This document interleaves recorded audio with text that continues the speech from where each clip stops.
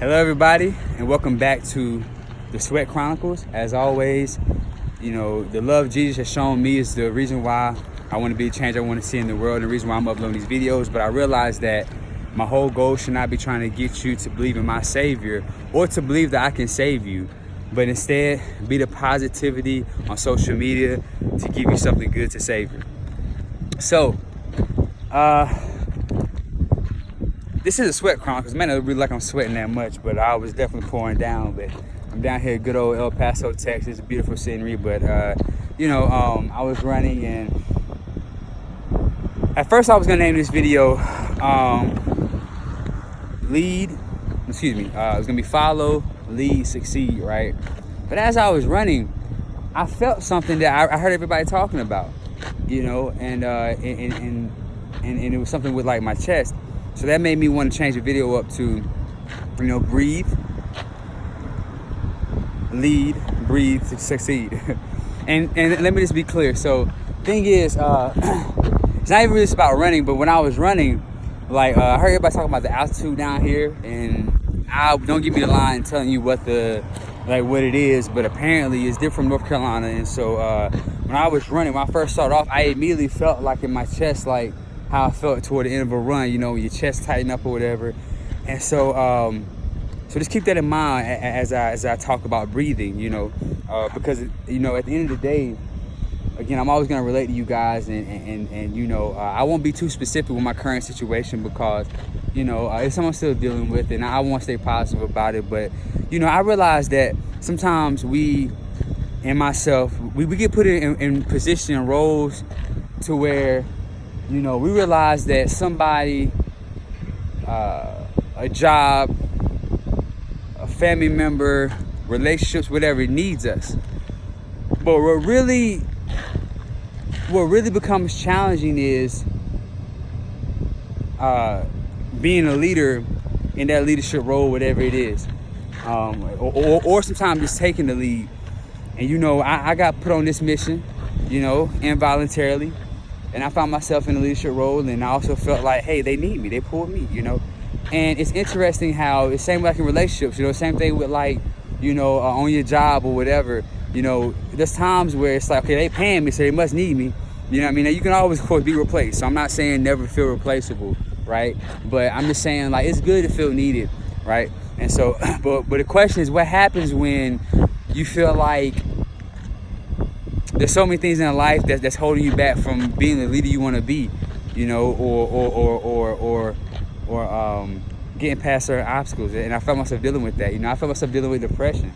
I felt myself dealing with stress, and a lot of the depression, stress was coming from whatever is being asked of me, you know. And then you start, and so I realized, number one, just like my running, like, there's nothing I can do about how my chest is feeling right then except for breathe. And remember, like, no matter how tight it is, it felt, oh, I can't breathe. But the mere fact that you're talking means you still can breathe, all right?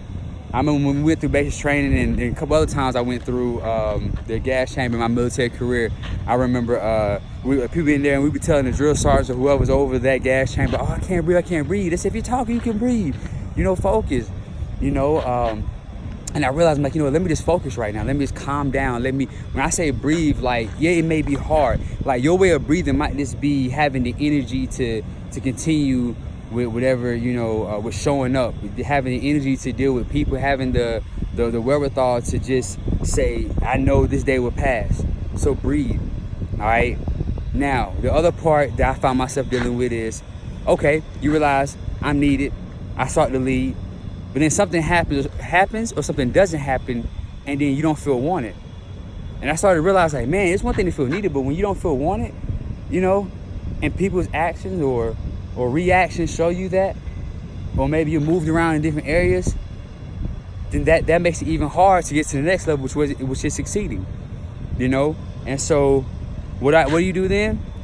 Same thing. Take a step back, breathe. Remember that you was needed, and whatever the scenario is, and stay focused on that, all right?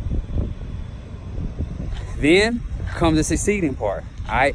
Everybody's success is gonna look different. And I realize that sometimes, you know, success is gonna look different.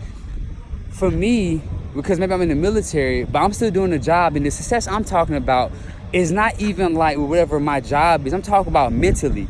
Like, remember what you called to do. Remember what the goal is, and remember that setting small goals is going to help you remember that you're still succeeding. You know, because sometimes I think the enemy just uses the depression, the anxiety, you know, people not showing you that you're wanted and things like that, to really set us back, to make us not want to lead, to make us not realize that we're needed, and more importantly, to make us stop breathing, literally and figuratively. So I just want to tell somebody today, no matter what stage you're at, whether it's in the leading stage, whether it's in the succeeding stage, or the part where you're trying to get success, or whether it's part of feeling wanted or desired, whether it's in jobs, relationships, or whatever, just remember to breathe.